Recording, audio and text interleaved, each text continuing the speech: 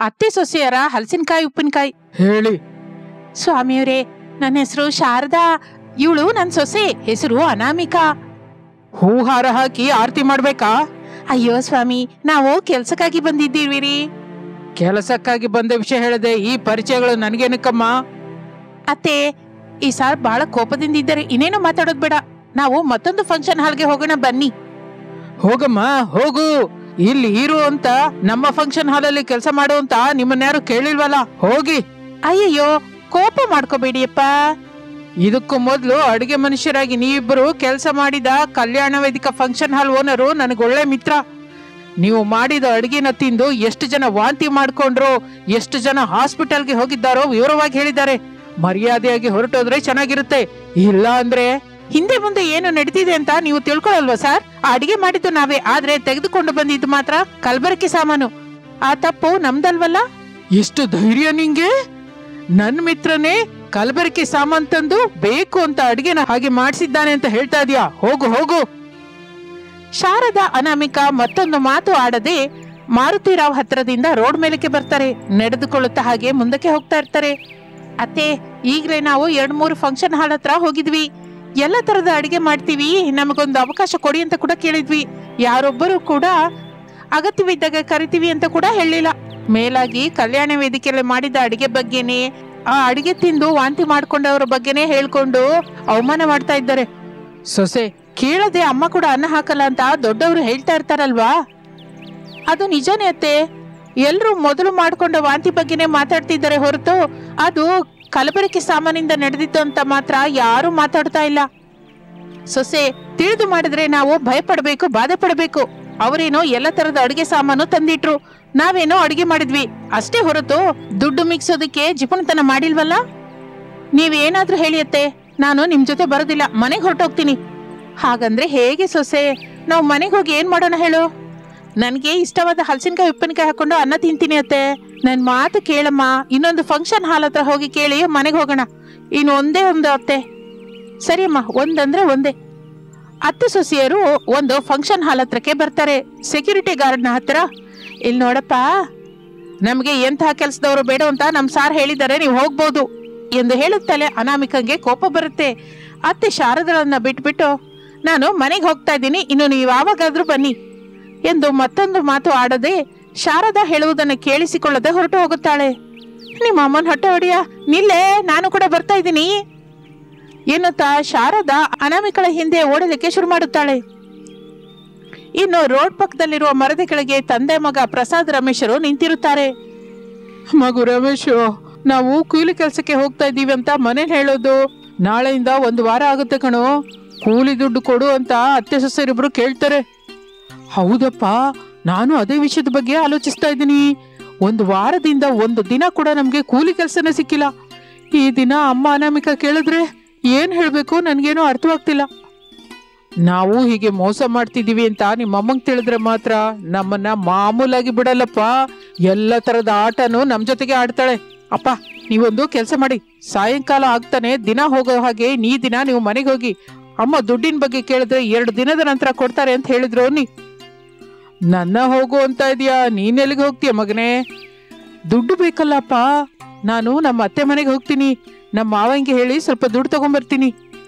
ಅಂತ ಕೆಲಸ ಮಾತ್ರ ಮಾಡಬೇಡ ಮಗನೇ. ನಿಮ್ಮ ಮಾವಯ್ಯ ಅನಾಮಿಕಂಗಾಗ್ಲಿ ನಿಮ್ಮ ಅಮ್ಮಂಗಾಗ್ಲಿ ಫೋನ್ ಮಾಡಿ ನೀನು ದುಡ್ಡು ಕೇಳಿದ ವಿಷಯ ಹೇಳಿದ್ರೆ ಗಲಾಟೆ ಇನ್ನೂ ದೊಡ್ಡದಾಗುತ್ತೆ. ಯಾರಿಗೂ ಹೇಳ್ಬೇಡಿ ಅಂತ ನಮ್ಮ ಮಾವಂಗೆ ಹೇಳ್ತೀನಪ್ಪ. ದುಡ್ಡು ಏಕೆ ಅಳಿಯ ಅಂತ ನಿಮ್ಮ ಮಾವ ಕೇಳಿದ್ರೆ ಏನ್ ಹೇಳ್ತೀಯಪ್ಪ? ನಿಮಗೆ ಅಗತ್ಯವಿದೆ ಅಂತ ಹೇಳ್ತೀನಪ್ಪ. ಆಗ್ಲೇ ನಮ್ಮ ಮಾವಯ್ಯ ಬೀಗರಿಗೆ ಏನ್ ಅಗತ್ಯ ಬಂದಿದೆ ಏನೋ ಅಂತ ಯಾರಿಗೂ ಹೇಳ್ದೆ ಇರ್ತಾರೆ. ಮಗು ರಮೇಶು, ನಾನು ಹೀಗೆ ಬುಕ್ ಮಾಡಬೇಡವೋ, ನೀನು ಎಲ್ಲಿಗೂ ಹೋಗ್ಬೇಡ. ನಿಮ್ಮ ಅಮ್ಮಂಗೆ ನಿಜವೇ ಹೇಳೋಣ, ಹೊಡೆದ್ರು ಬೈದ್ರು ಸಹಿಸ್ಕೊಳ್ಳೋಣ, ಬಾಪ್ಪ ಮನೆಗೆ ಹೋಗೋಣ ಎಂದು ಅಲ್ಲಿಂದ ಇಬ್ಬರು ಹೊರಡುತ್ತಾರೆ. ಆ ದಿನ ಸಾಯಂಕಾಲ ಜಗಲಿ ಮೇಲೆ ಕೂತ್ಕೊಂಡ ಅತ್ತೆ ಶಾರದಾಳ ಹತ್ರಕ್ಕೆ ಸೊಸೆ ಅನಾಮಿಕ ಬರುತ್ತಾಳೆ. ಅತ್ತೆ, ಅಡಿಗೆ ಏನ್ ಮಾಡು ಅಂತೀರಾ? ಮನೇಲಿ ಏನಾದ್ರೂ ಉಪ್ಪಿನಕಾಯಿ ಇದೆಯಾ ಮಗಳೇ? ಏನೂ ಇಲ್ಲ ಅತ್ತೆ. ಮಾವಿನಕಾಯಿ ಉಪ್ಪಿನಕಾಯಿ ಮಾಡ್ತೀನಿ ಅಂದ್ರೆ ಬೇಡ ಅಂತಂದ್ರೆ ಇನ್ನು ಉಪ್ಪಿನಕಾಯಿ ಬಗ್ಗೆ ಕೇಳ್ತಾ ಇದ್ದೀರಿ? ಮನೇಲಂತೂ ಯಾವ ಉಪ್ಪಿನಕಾಯಿನೂ ಇಲ್ಲ ಅತ್ತೆ. ಹೋಗಿ ಹುಣಸೆ ಹಣ್ಣಿನ ಸಾರು ಮಾಡಿ ಹೋಗು. ಹೇಗೂ ತಂದೆ ಮಗನಿಂದ ದುಡ್ಡು ಬರಲ್ಲ ಅಂತ ಅರ್ಥವಾಯ್ತು. ನಮಗೂ 1 ವಾರದಿಂದ ಕೆಲಸವಿಲ್ಲ, ದುಡ್ಡು ಎಲ್ಲಿಂದ ಬರುತ್ತೆ? ಸರಿ ಅತ್ತೆ. ಅನಾಮಿಕಾ ಕಿಚನ್ ಒಳಗೆ ಹೋಗುತ್ತಾಳೆ. ಹಿತ್ತಲಿನಲ್ಲಿ ಏನು ಮಾತನಾಡದೆ ಪ್ರಸಾದ್ ರಮೇಶರು ಕೂತ್ಕೊಂಡು ಒಬ್ಬರ ಮುಖವನ್ನೊಬ್ರು ನೋಡ್ಕೋತಾ ಇರ್ತಾರೆ. ಶಾರದಾ ಅವ್ರ ಹತ್ರಕ್ಕೆ ಬರ್ತಾಳೆ. ಪ್ರಸಾದ್ ಅವರಿಗೆ ಎಷ್ಟು ದಿನ ಕೆಲಸ ಸಿಕ್ಕಿಲ್ಲ ಅಂತ ಮನೆಯಲ್ಲಿ ಸುಳ್ಳು ಹೇಳಿದ್ದೀನಿ ಅಂತ ಶಾರದಂಗೆ ಹೇಳ್ತಾರೆ. ತಂದೆ ಮಗ ದಿನವೂ ಕೆಲಸಕ್ಕೆ ಹೋಗ್ತೀನಿ ಅಂತ ಹೇಳಿ ಮನೆಯಿಂದ ಹೋಗಿ ಕತ್ತಲಾಗುವವರೆಗೂ ರೋಡ್ ಮೇಲೆ ಎಲ್ಲಿರ್ತಾ ಇದ್ರಿ, ಏನ್ ಮಾಡ್ತಾ ಇದ್ರಿ? ರಸ್ತೆ ಮೇಲೆ ಬಹಳ ಮರಗಳಿದೆಯಲ್ಲ ಶಾರದಾ, ಒಂದು ದಿನ ಒಂದೊಂದು ಮರದ ಕೆಳಗೆ ಕೂತ್ಕೋತಾ ಇದ್ವಿ. ಒಂದು ಮರದ ಕೆಳಗೆ ಕೂತ್ಕೊಂಡು ಅನ್ನ ತಿಂತಾ ಇದ್ವಿ. ಮರದ ನೆರಳಿಗೆ ಸಾಯಂಕಾಲದವರೆಗೂ ನಿದ್ದೆ ಹೋಗ್ತಾ ಇದ್ವಿ. ಕತ್ತಲಾಗ್ತಿದೆ ಅನ್ನುವರೆಗೂ ಮನೆಗ್ ಬರ್ತಾ ಇದ್ವಿ. ತುಂಬಾ ಕೆಲಸ ಮಾಡಿ ಸುಸ್ತಾದವ್ರ ಹಾಗೆ ಬಿಲ್ಡಪ್ ಕೊಡ್ತಾ ಇದ್ವಿ ಎಂದು ತಂದೆ ಮಗ ಇಬ್ಬರು ಹೇಳುತ್ತಾ ಇದ್ದಾರೆ. ಆಗಲೇ ಅಲ್ಲಿಗೆ ಅನಾಮಿಕಾ ಬರ್ತಾಳೆ. ಅತ್ತೆ, ನೀವು ಹೇಳಿದ ಹಾಗೆ ಸಾರು ಮಾಡಿದ್ದೀನಿ, ತಿನ್ನೋದಕ್ಕೆ ಬನ್ನಿ ಎಂದು ಹೇಳಿ ಹೊರಟು ಹೋಗುತ್ತಾಳೆ. ಮಕ್ಕಳ ಜೊತೆ ಸಹ ಎಲ್ಲರೂ ಮನೆಯಲ್ಲಿ ಕುತ್ಕೋತಾರೆ. ಅನಾಮಿಕಾ ಎಲ್ಲರಿಗೂ ಹುಣಿಚ ಹಣ್ಣಿನ ಸಾರು ಜೊತೆ ಊಟ ಹಾಕ್ತಾಳೆ. ಯಾರು ಏನು ಮಾತನಾಡದೆ ತಿನ್ನುತ್ತಾರೆ. ಹಾಗೆ ಆ ರಾತ್ರಿ ಕಳೆದು ಹೋಗುತ್ತೆ. ಮಾರನೇ ದಿನ ಅನಾಮಿಕಾ ಹಿತ್ತಲಿನಲ್ಲಿ ಬೆಳೆದ ಹಲಸಿನಕಾಯನ್ನು ಇಷ್ಟದಿಂದ ನೋಡ್ತಾ ಇರುವಾಗ ಅಲ್ಲಿಗೆ ಶಾರದಾ ಬರ್ತಾಳೆ. ಹಲಸಿನಕಾಯಿಂದ ಏನ್ ಮಾಡೋಣ ಅಂತಿದ್ಯಾ ಸೊಸೆ? ನೀವು ಸಹಾಯ ಮಾಡಿದ್ರೆ ಹಲಸಿನಕಾಯಿ ಉಪ್ಪಿನಕಾಯಿ ಮಾಡ್ತೀನಿ ಅತ್ತೆ. ಇಷ್ಟಕ್ಕೂ ನಾನೇನ್ ಸಹಾಯ ಮಾಡ್ಬೇಕು ಹೇಳು? ಕಿರಾಣಾ ಶಾಪ್ಗೆ ಹೋಗಿ ಉಪ್ಪಿನಕಾಯಿಗಾಗಿ ಬೇಕಾದ ಸಾಮಾನ್ ತಗೊಂಡ್ಬನ್ನಿ. ದುಡ್ಡು ಬಗ್ಗೆ ಕೇಳಿದ್ರೆ ಬರ್ಕೋ ಅಂತ ಹೇಳಿ. ಶಾರದಾ ಏನು ಮಾತನಾಡದೆ ಮನೆಯಿಂದ ಹೊರಟು ಹೋಗುತ್ತಾಳೆ. ಅನಾಮಿಕಾ ಹಲಸಿನಕಾಯಿನ ಮನೆಗೆ ತೆಗೆದುಕೊಂಡು ಬಂದು ಉಪ್ಪಿನಕಾಯಿ ಮಾಡೋದಕ್ಕೆ ರೆಡಿ ಮಾಡ್ತಾ ಇರ್ತಾಳೆ. ಶಾರದಾ ಆ ಊರಿನಲ್ಲಿರುವ ಕಿರಾಣಾ ಅಂಗಡಿಯ ಮಂಜುಳಾ ಹತ್ರ ಬಂದು ವಿಷಯ ತಿಳಿಸುತ್ತಾಳೆ. ಈಗ ಸಾಮಾನ್ ಕೊಡ್ತೀನಿ ಚಿಕ್ಕಮ್ಮ, ದುಡ್ಡು ಬಂದ ಮೇಲೆ ಕೊಡಿ. ಮತ್ತೆ ಕೊಡ್ತೀನಮ್ಮ ಮಂಜುಳಾ, ನಿನ್ಗೆ ಯಾವತ್ತಾದ್ರೂ ಕೊಡದೇ ಇದ್ದೀನ ಹೇಳು? ಯಾವಾಗ್ಲೂ ಇಲ್ಲ ಹೊರತು ಹಲಸಿನಕಾಯಿ ಉಪ್ಪಿನಕಾಯಿ ಮಾಡಿದ ನಂತರ ನನಗೆ ಸ್ವಲ್ಪ ತಗೊಂಬಂದು ಕೊಡು ಚಿಕ್ಕಮ್ಮ. ಹಾಗೆ ಮಂಜುಳಾ ಹಲಸಿನಕಾಯಿ ಉಪ್ಪಿನಕಾಯಿಗೆ ಬೇಕಾದ ಸಾಮಾನನ್ನ ಒಂದು ಕವರ್ ಅಲ್ಲಿ ಇಟ್ಟು ಶಾರದಳಿಗೆ ಕೊಡುತ್ತಾಳೆ. ಶಾರದಾ ಅದನ್ನು ತಗೊಂಡು ಮನೆಗೆ ಬರ್ತಾಳೆ.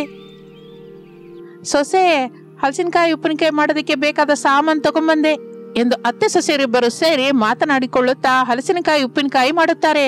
ಸೊಸೆ, ಹಲಸಿನಕಾಯಿ ಉಪ್ಪಿನಕಾಯಿ ಮಾಡಿದಾಗೋಗಿದೆ ಅಲ್ಲ? ಹೌದತ್ತೆ, ಒಂದು ಡಬ್ಬದಲ್ಲಿ ಇಡುಕೊಡು ಸ್ವಲ್ಪ, ಮಂಜುಳಾ ತಗೊಂಬ ಅಂತ ಹೇಳಿದಾಳೆ. ಸರಿ ಅತ್ತೆ. ಅನಾಮಿಕಾ ಒಂದು ಡಬ್ಬದ ತುಂಬಾ ಹಲಸಿನಕಾಯಿ ಉಪ್ಪಿನಕಾಯಿ ಮಾಡಿ ಕೊಡುತ್ತಾಳೆ. ಶಾರದಾ ತಗೊಂಡು ಹೋಗಿ ಮಂಜುಳಗೆ ಕೊಡ್ತಾಳೆ. ಜಾಣೆಯಾದ ಮಂಜುಳಾ ಆ ಹಲಸಿನಕಾಯಿ ಉಪ್ಪಿನಕಾಯನ್ನ ಶಾಪಲ್ಲಿ ಇಟ್ಟು ಮಾರ್ತಾ ಇರ್ತಾಳೆ. 2 ದಿನದಲ್ಲಿ ಹಲಸಿನಕಾಯಿ ಉಪ್ಪಿನಕಾಯಿ ಮಾರಾಟವಾಗಿ ಹೋಗುತ್ತೆ. ಉಪ್ಪಿನಕಾಯಿ ತಿಂದವರೆಲ್ಲ ಹಲಸಿನಕಾಯಿ ಉಪ್ಪಿನಕಾಯಿ ಬಗ್ಗೆ ತಿಳಿದವರು ಮಂಜುಳಾ ಶಾಪ್ಗೆ ಬಂದು ಹಲಸಿನಕಾಯಿ ಉಪ್ಪಿನಕಾಯಿ ಬೇಕು ಅಂತ ಕೇಳೋದಕ್ಕೆ ಶುರು ಮಾಡ್ತಾರೆ. ಒಂದು ದಿನ ಮಂಜುಳಾ ಶಾರದಾ ಅವರ ಮನೆಗೆ ಬರ್ತಾಳೆ. ಏನ್ ಮಂಜುಳಾ ಹೀಗ್ ಬಂದೆ? ಶಾರದಾ ಚಿಕ್ಕಮ್ಮ, ನೀವು ಅತ್ತೆ ಸೊಸೆಯರು ಮಾಡಿದ ಹಲಸಿನಕಾಯಿ ಉಪ್ಪಿನಕಾಯಿನ ನಂಗೆ ಮಾರ್ತೀಯಾ? ನಿಂಗೆ ಮಾರೋದಂದ್ರೇನು ಮಂಜುಳಾ? ವಿಷಯವನ್ನ ತಿಳಿಸು. ಆಗ ಮಂಜುಳಾ ನಡೆದ ವಿಷಯವನ್ನ ಹೇಳುತ್ತಾಳೆ. ಅದನ್ನೆಲ್ಲ ಕೇಳಿ ಶಾರದಾ ಸಂತೋಷ ಪಡುತ್ತಾಳೆ.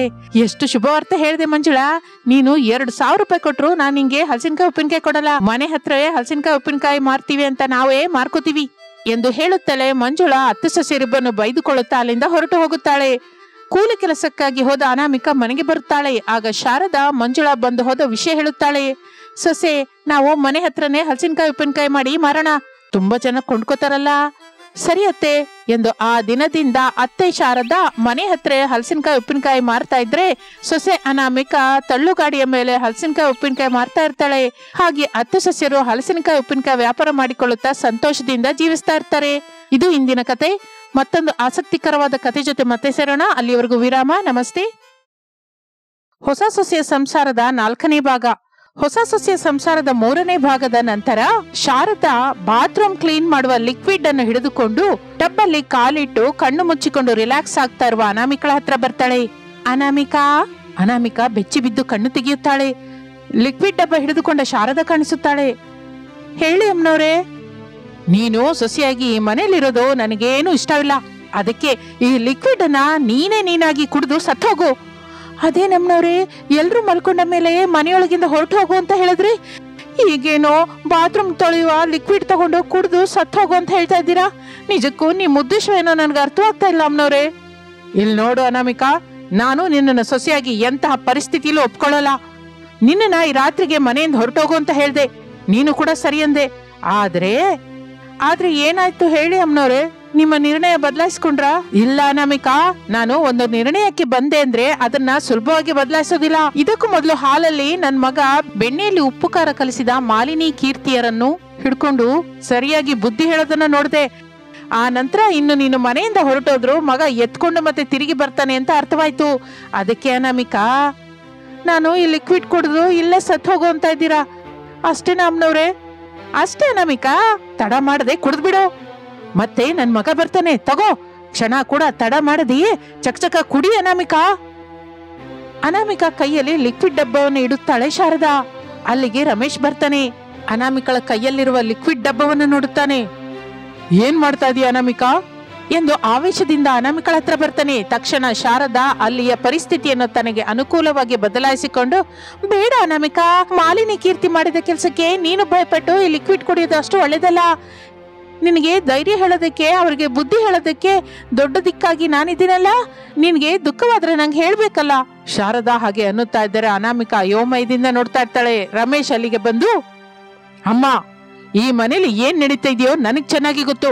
ನೀವೆಲ್ಲರೂ ಸೇರಿ ಅನಾಮಿಕಳನ್ನ ಸಾಯಿಸ್ಬೇಕು ಅಂತ ನೋಡ್ತಾ ಇದ್ದೀರಾ. ನನ್ಗೆ ಅರ್ಥವಾಯ್ತು. ನಾನು ಅನಾಮಿಕಳನ್ನ ಮದುವೆ ಮಾಡ್ಕೊಂಡಿದ್ದು ನಿಮ್ಗೆ ಯಾರಿಗೂ ಇಷ್ಟವಿಲ್ಲ. ಎಲ್ಲರೂ ಸೇರಿ ಅನಾಮಿಕಳನ್ನ ಯಾವ್ದಾದ್ರು ರೀತಿಯಿಂದ ಭಯಪಟ್ಟು ಮನೆಯಿಂದ ಕಳಿಸ್ಬೇಕು ಅಂತ ನೋಡ್ತಾ ಇದ್ದೀರಾ. ಅನಾಮಿಕಾ ಅಮಾಯಕವಾಗಿ ಮುಖವಿಡುತ್ತಾಳೆ. ಡಾಕ್ಟರ್ ಬಾಬು. ಅನಾಮಿಕಾ, ಮೊದ್ಲು ನಿನ್ ಕೈಯಲ್ಲಿರೋದು ಕೆಳಗೆ ಹಾಕು, ಆದ್ರೆ ಕುಡಿಬೇಡ. ಹಾಗೆ ಡಾಕ್ಟರ್ ಬಾಬು, ನಾನು ಕುಡಿಯಲ್ಲ, ನೀವು ಹೇಳಿದಾಗ ಕುಡಿತೀನಿ ಎಂದು ಅನಾಮಿಕಾ ಡಬ್ಬವನ್ನು ಬಿಡುತ್ತಾಳೆ. ಶಾರದಾ ಮೌನವಾಗಿ ಹೊರಟು ಹೋಗುತ್ತಾಳೆ. ಅನಾಮಿಕಾ, ನೀನ್ ನನ್ ಜೊತೆ ಹಾಲ್ಗೆ ಬಾ, ಎಲ್ರಿಗೂ ನಿಜ ಹೇಳೋಣ. ಬೇಡ ಡಾಕ್ಟರ್ ಬಾಬು, ಈಗ್ಲೇ ನಿಜ ಹೇಳಿದ್ರೆ ಹೇಗೆ? ಅನಾಮಿಕಾ, ನಿಮ್ಮ ಅಪ್ಪನಿಗೆ ಬಂದ ತೊಂದ್ರೆ ಏನೂ ಇಲ್ಲ, ದುಡ್ಡು ಕಟ್ಟಿದೀನಿ, ಆಪರೇಷನ್ ಆಗುತ್ತೆ, ಅವರು ಕ್ಷೇಮವಾಗಿರ್ತಾರೆ. ಮೊದ್ಲು ನೀನು ಹಾಲ್ಗೆ ಬಾ, ಎಲ್ಲರಿಗೂ ನಿಜ ಹೇಳೋಣ. ಇಲ್ಲಾಂದ್ರೆ ನನ್ನಿಂದ ನಿನ್ನ ಶಾಶ್ವತವಾಗಿ ದೂರ ಮಾಡ್ತಾರೆ. ಅನಾಮಿಕಾ. ಅನಾಮಿಕಾ ಏನು ಮಾತನಾಡಲಿಲ್ಲ. ಅನಾಮಿಕಳನ್ನು ರಮೇಶ್ ಕರೆದುಕೊಂಡು ಹಾಲ್ಗೆ ಬರ್ತಾನೆ. ಅಪ್ಪ, ಅಮ್ಮ, ಮಾಲಿನಿ, ಕೀರ್ತಿ, ನೀವೆಲ್ರೂ ಹಾಲ್ಗೆ ಬನ್ನಿ. ರಮೇಶ್ ಮಾತನ್ನು ಕೇಳಿ ಎಲ್ಲರೂ ಹಾಲ್ಗೆ ಬರ್ತಾರೆ. ಎಲ್ಲರೂ ನಾನು ಹೇಳೋದನ್ನ ಕೇಳಿ ಎಂದು ಅನ್ನುತ್ತಾ ಇರುವಾಗಲೇ ರಮೇಶನಿಗೆ ಮೊಳಗುತ್ತಿರುವ ತನ್ನ ಸೆಲ್ ಫೋನ್ ಸೌಂಡ್ ಕೇಳಿಸುತ್ತೆ. ಬೆಡ್ರೂಮ್ಗೆ ಬಂದು ಫೋನ್ ಅನ್ನು ನೋಡ್ತಾನೆ. ಹಾಸ್ಪಿಟಲ್ ಕಾಲಿಂಗ್ ಅಂತ ಇರುತ್ತದೆ. ಎಮರ್ಜೆನ್ಸಿ ಅಂತ ಕಾಲ್ ಅನ್ನ ರಿಸೀವ್ ಮಾಡ್ಕೋತಾನೆ. ಹೇಳಿ ಸಿಸ್ಟರ್. ಹಾಸ್ಪಿಟಲ್ ಇಂದ ನರ್ಸ್ ಮಾತಾಡ್ತಾ ಇರ್ತಾಳೆ. ಹಾಗ ನಾನು ಈಗ್ಲೇ ಬರ್ತಾ ಇದ್ದೀನಿ, ಅಲ್ಲಿವರೆಗೂ ನಾನು ಬರೆದು ಕೊಟ್ಟ ಇಂಜೆಕ್ಷನ್ ಕೊಡಿ. ಹಾಗೆ ಡಾಕ್ಟರ್, ನೀವು ಬೇಗನೆ ಬಂದ್ರೆ ಚೆನ್ನಾಗಿರುತ್ತೆ. ಇಲ್ಲಿ ನೋಡಿ, ನಾನು ಈಗ್ಲೇ ಹೊರಡ್ತಾ ಇದ್ದೀನಿ.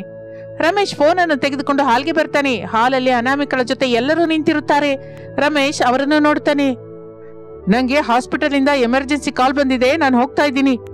ಬಂದ ಮೇಲೆ ಅನಾಮಿಕಾ ಯಾರು ಅನ್ನೋದು ಎಲ್ಲರಿಗೂ ವಿವರವಾಗಿ ಹೇಳ್ತೀನಿ.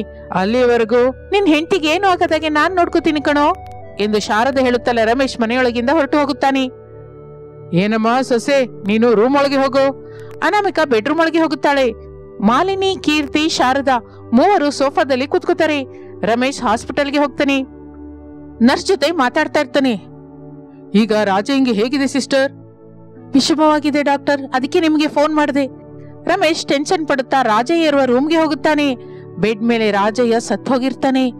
ರಮೇಶ್ ಎಷ್ಟು ಕರೆದರೂ ರಾಜಯ್ಯ ಮಾತನಾಡುತ್ತಿಲ್ಲ. ರಮೇಶ್ಗೆ ಅನುಮಾನ ಬರುತ್ತೆ. ರಾಜಯ್ಯನ ಕೈಯನ್ನು ಹಿಡಿದುಕೊಂಡು ನೋಡ್ತಾನೆ. ರಾಜಯ್ಯ ಸತ್ತು ಹೋಗಿದ್ದಾನೆ ಎಂದು ರಮೇಶ್ಗೆ ಅರ್ಥವಾಗುತ್ತೆ. ರಮೇಶ್ಗೆ ಬೆವರು ಬರ್ತಾ ಇರುತ್ತೆ. ಅವನಿಗೆ ತುಂಬಾ ದುಃಖವಾಗುತ್ತೆ. ಈಗ ಅನಾಮಿಕಂಗೆ ನನ್ ಮುಖ ಹೇಗೆ ತೋರಿಸ್ಬೇಕು?